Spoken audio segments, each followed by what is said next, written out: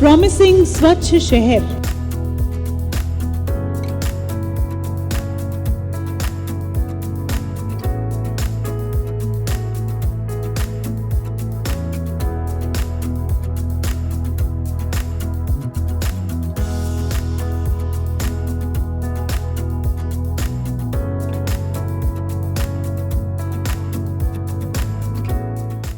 আজি আমাৰ নতুন দিল্লিত আমি আমাৰ লগত আছে আমাৰ গুৱাহাটী মিউনিচিপাল কৰ্পোৰেশনেৰ আমাৰ কনভেনৰিয়া ৰিজনাল কমিশনাৰ দীপু ডেকা ডাঙৰিয়া, আমাৰ জয়েন্ট কমিশনাৰ মৃণাল বৰা ডাঙৰিয়া আৰ এসিস্টেন্ট কমিশনাৰ আমাৰ অম্বৰীশ বৰা ডাঙৰিয়াৰ লগতে আমাৰ প্ৰিয় সাংবাদিক বন্ধুসকল, গুৱাহাটী বিগত বহু বছৰৰ পৰা আমি পৰিষ্কাৰ পৰিচ্ছন্নতাৰ ক্ষেত্ৰত বিভিন্ন ধৰণৰ আমি পদক্ষেপ গ্ৰহণ কৰি আহিছিলোঁ। তথাপি আমি সফলতাৰ পৰা আমি বহু দূৰত আছিলোঁ। যোৱাটো বছৰত আমি স্বচ্ছ সৰ্বেক্ষণত আমি প্ৰায় 402 ৰেংক আমি পাবলৈ সৰ্বভাৰতৰ ভিতৰত পাবলৈ আমি সক্ষম হৈছিলোঁ। তথাপি মাননীয় মুখ্যমন্ত্ৰী ডক্টৰ হিমন্ত বিশ্ব শৰ্মা ডাঙৰীয়াৰ পৰামৰ্শ মতে তেখেতে আমাক এটা প্ৰতিশ্ৰুতি তথা আমাক সংকল্প ল'ব দিছিল যে 2024-25 বৰ্ষত আমি যেন 100টা ৰেংকৰ ভিতৰত থাকিব পাৰোঁ। সেয়ে আজি আমি নতুন দিল্লীত আমি যোৱাটো 24-25 বছৰ বৰ্ষৰ যে আমি স্বচ্ছ সৰ্বেক্ষণৰ যিটো আমি এৱাৰ্ড বা বঁটা বা পুৰস্কাৰ আমি পাবলৈ সক্ষম হৈছোঁ। প্ৰথম অৱস্থাত আমি সৰ্বভাৰতৰ ভিতৰত বিগত 402ৰ পৰা আমি 44তম স্থানলৈকে আমি উত্তীৰ্ণ হ'বলৈ সক্ষম হৈছোঁ। সেয়ে আজি আমি আপোনালোকৰ জৰিয়তে সমগ্ৰ গুৱাহাটীবাসী ৰাইজক প্ৰথমতে আমি ধন্যবাদ তথা শুভেচ্ছা জ্ঞাপন কৰিছোঁ। মাননীয় মুখ্যমন্ত্ৰী ডক্টৰ হিমন্ত বিশ্ব শৰ্মাক আমি কৃতজ্ঞতা জ্ঞাপন কৰোঁ। তেখেতৰ পৰামৰ্শ, তেখেতৰ যি আমাৰ বিভিন্ন ধৰণৰ আমাৰ ইতিবাচক সঁহাৰি তাৰ কাৰণে তেখেতক ধন্যবাদ জ্ঞাপন কৰিছোঁ। লগতে আমাৰ মাননীয় মন্ত্ৰী জয়ন্ত মল্ল বৰুৱা ডাঙৰীকো আমি তেখেতৰ পৰামৰ্শ আৰু তেখেতৰ যিখিনি আমাৰ ওপৰত কৰা সহায় তেখেতক ধন্যবাদ জ্ঞাপন কৰিছোঁ। আৰু আগৰ আমাৰ যি আমাৰ মন্ত্ৰী আছিল অশোক সিংঘল ডাঙৰীকো আমি ধন্যবাদ তথা শুভেচ্ছা জ্ঞাপন কৰিছোঁ। লগতে আমাৰ সমূহ গুৱাহাটী পৌৰ নিগমৰ পাৰিষদ বৰ্গ, আমাৰ বিষয়াখিনি, আমাৰ কৰ্মচাৰীখিনি যেনে প্ৰতিদিনে প্ৰতিটো মুহূৰ্তত স্বচ্ছতা কৰাৰ ক্ষেত্ৰত আমাৰ যি কৰ্মচাৰী চাফাই কৰ্মচাৰীসকল বা আমাৰ চাফাই মিত্ৰসকলে যিখিনি কাম কৰিছে তেওঁলোকক আমি ধন্যবাদ তথা কৃতজ্ঞতা জ্ঞাপন কৰিছোঁ। ইয়াৰ লগে লগে আমি চহৰটোত আমি অডিএছত আমি প্ৰথম স্থান পাবলৈ সক্ষম হৈছোঁ, আমি গ্ৰেড 1 পাবলৈ সক্ষম হৈছোঁ। আৰু এটা আমি মানে পুৰস্কৃত হ'ব পাৰিছোঁ যে সমগ্ৰ উত্তৰ পূৰ্বাঞ্চলৰ যি কেপিটেল ভিতৰত আমি 100% ক্লিন চিটি হিচাপে কেপিটেল হিচাপে পাবলৈ সক্ষম হৈছোঁ। এইখিনি পোৱাৰ ক্ষেত্ৰত আমাৰ সকলো গুৱাহাটীবাসী ৰাইজক ধন্যবাদ আৰু শুভেচ্ছা জ্ঞাপন কৰিছোঁ, কৃতজ্ঞতা জ্ঞাপন কৰিছোঁ। লগতে গুৱাহাটী পৌৰ নিগমৰ সকলো ফুল টিমক আমি ধন্যবাদ আৰু শুভেচ্ছা জ্ঞাপন কৰিছোঁ। আৰু এনেধৰণৰ সাফল্যতাৰ কাৰণে আমি অতিকৈ আনন্দিত হৈছোঁ আৰু ইয়াতকৈ আৰু অধিক কাম কৰাৰ কাৰণে ব্যৱস্থা গ্ৰহণ আমি কৰিম। অসমৰ ভিতৰত আমি প্ৰমিচিং চহৰ, স্বচ্ছ চহৰ হিচাপে বাৰ্তা আমি সমগ্ৰ পাৰিষদসকলে যি নিয়ম কষ্ট কৰিছে তাত যেন সকলো নাগৰিকো আমাক যেন সহায় কৰে। আমি চিটিজেন ফিডবেকতো আমি বহুখিনি আমি সাফল্য ল'বলৈ সক্ষম হৈছোঁ। আমি সকলোৱে আমাক গুৱাহাটীবাসী ৰাইজে সহায় সহযোগ কৰিছে, তাৰ কাৰণে পুনৰ ধন্যবাদ আৰু শুভেচ্ছা জ্ঞাপন কৰিছোঁ। নৰ্থ ইষ্টৰ ভিতৰত আমি কেপিটেল ক্লিন ৰাজধানী শ্ৰেষ্ঠ গুৱাহাটী আৰু ODF আৰু গাৰ্বেজ ফ্ৰী চিটি হিচাপে আমি ষ্টাৰ পাইছোঁ। হয়, এইটো কেন্দ্ৰীয় চৰকাৰৰ পৰা এইটো প্ৰতি বছৰে যোৱা 9 বছৰৰ পৰা দিছে।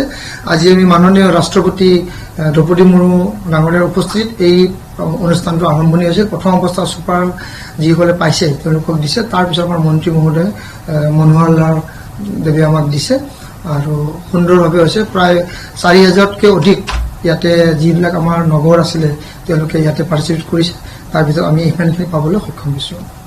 ইয়াৰ পূৰ্বে আমাৰ গুৱাহাটীৰ স্থান 402 আছিলে, 44লৈকে আহিছোঁ। 50 আমাৰ মাননীয় মুখ্যমন্ত্ৰী 100টাৰ ভিতৰত থাকিবলৈ আমাক মানে পৰামৰ্শ দিছিল বা তেনেধৰণৰ ব্যৱস্থা গ্ৰহণ কৰাৰ কাৰণে চেষ্টা কৰিব দিছিল। মাননীয় মুখ্যমন্ত্ৰী আমিতো 50টাৰ ভিতৰত থাকিলোঁ, সেইকাৰণে মাননীয় মুখ্যমন্ত্ৰীক আমি ধন্যবাদ জ্ঞাপন কৰিছোঁ। হয়, এইটো আমি জল বোৰ্ডৰ দ্বাৰা যিখিনি আমাৰ পানীৰ কাৰণে ৱাটাৰ চাপ্লাইৰ কাৰণে কানেকশ্যন দিয়া হৈছিল, যিহেতু আমাৰ এই যিটো আমাৰ প্ৰজেক্ট হৈছিল জল বোৰ্ডৰ বা তেনেধৰণৰ জাইকা হওক গেমন হওক বহুত পুৰণি, আৰু বিভিন্ন ধৰণৰ যেতিয়া আমি কমিশ্যনিং কৰি থাকে তেতিয়া বহুখিনি আমি গম পোৱা যায় ক'ত কেনেকৈ আমাৰ উইক আছে বা দুৰ্বল আছে, সেইখিনি চোৱা চিতা কৰাৰ কাৰণে ব্যৱস্থা গ্ৰহণ কৰিছে। আৰু যিহেতু এটা আমাৰ প্লান এক্সট্ৰাকৈ বহোৱা হৈছে খাৰগুৰি, তো তাৰ পিছৰ পৰা আমাৰ বহুখিনি আমাৰ এতিয়া এই পাইপ ফুটা হয় বা তেনেধৰণৰ কমি আছে, কিন্তু ক'ৰবাত তেনেধৰণৰ আমাৰ ব্যৱস্থা তেনেদৰে ফুটিবলৈ আমি দেখিছোঁ, কিন্তু তথাপি আমাৰ ইঞ্জিনিয়াৰখিনি লাগি আছে আৰু সেইখিনি যেন অনতিপলমে ক্লিয়াৰ হয়, সম্পূৰ্ণ দিব পাৰিম, তেতিয়াহ'লে সেইখিনি সমস্যা লাহে লাহে নহয়।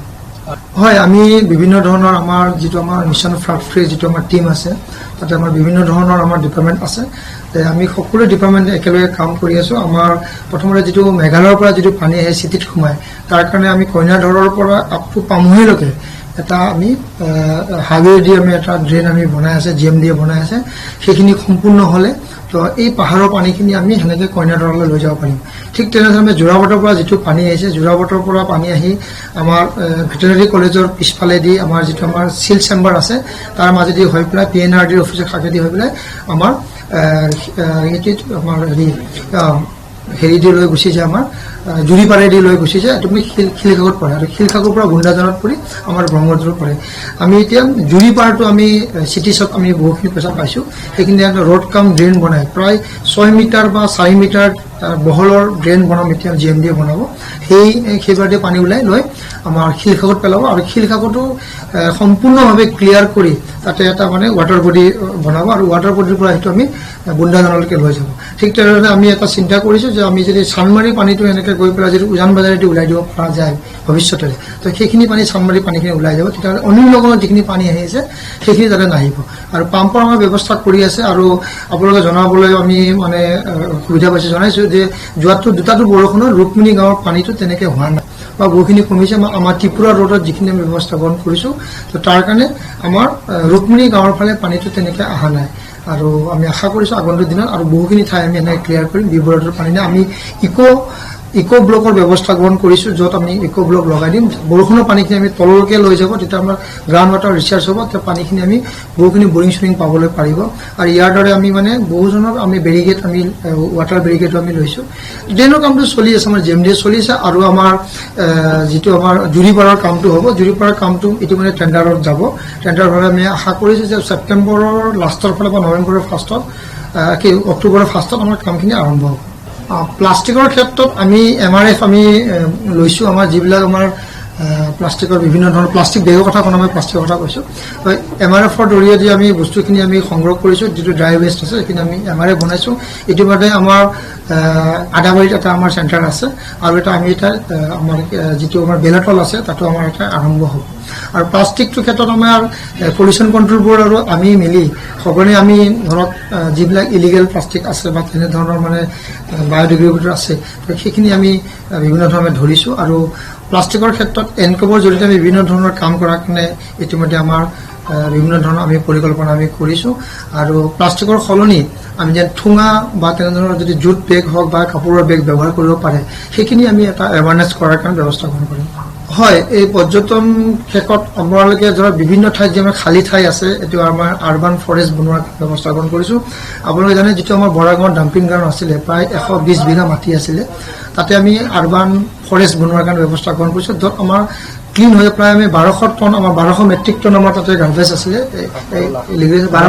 12 লাখ আমাৰ হেৰি আছিলে, তো সেইখিনি আমাৰ গৈ এতিয়া মাত্ৰ 2 লাখ মানে আছে।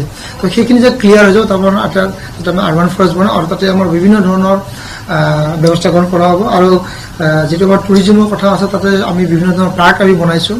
এতিয়া আমাৰ ৰিভাৰ ফ্ৰণ্ট আমাৰ চাগে অক্টোবৰত চাগে আমাৰ মুকলি হ'ব, আৰু যি আমাৰ পুৰণা আগৰ DC অফিচ আছিলে তাতে আমি অলপতে সেইটোত আমাৰ আগৰ যিটো আমাৰ পাৰ্ক আছিলে, যিটো আমাৰ অমিত শ্বাহ ডাঙৰীয়া আমি মুকলি কৰিছিল, পাণবজাৰৰ আগৰ আমাৰ SP অফিচ আছিল, তাতে যিটো পাৰ্কৰ তাৰ লগত সংযোগ কৰি আৰু এটা পুৰণা DC অফিচ আৰু আমাৰ যিটো GMCৰ অফিচ আছে তাতে আমি এটা পাৰ্ক বনোৱাৰ ব্যৱস্থা কৰিলোঁ।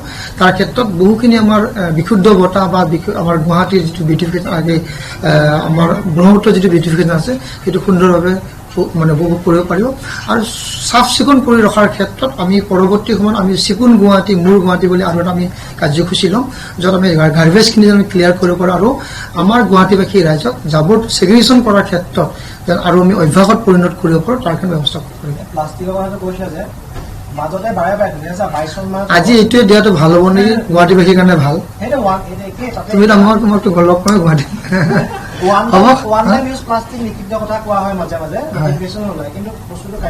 আমিতো ধৰি আছো আমি পলিউশ্যন কণ্ট্ৰল বৰ্ডৰ লগত একেলগে এনফৰ্চমেণ্ট আমাৰ মৃণাল বৰা আছে তেওঁ ধৰি থাকে নাই ছিংগল ইউজ প্লাষ্টিক আমাৰ 120 ডিগ্ৰীৰ ওপৰতো আমাৰ চলি মাইক্ৰ'ৱেভ যিটো চলি আছে এইটো থাকিবই সেইকাৰণে কোনটো অৰিজিনেল মানে কোনটো আমি এলাউ কৰিছোঁ কোনটো আমি ধৰিছোঁ সেইটো ক্ষেত্ৰত অলপ মানে মানুহৰ কনফিউজ থাকে তো সেইকাৰণে এইটোৱে ব্যৱহাৰ কৰিলে আৰু তাৰ সুযোগ ব্যৱহাৰ কৰিলে কিন্তু আমাৰ যেতিয়া মানে ধৰিব যায় তেতিয়াহ'লে নিশ্চয়কৈ আমি সেইটোৱে ধৰোঁ যিটো আমাৰ মানে ইলিগেল আছে ধৰি দিওঁ আৰু প্লাষ্টিকৰ ক্ষেত্ৰত আমি আৰু লাগিলে কঠোৰ হ'ব লাগে ব্যৱস্থা কৰিব পাৰিম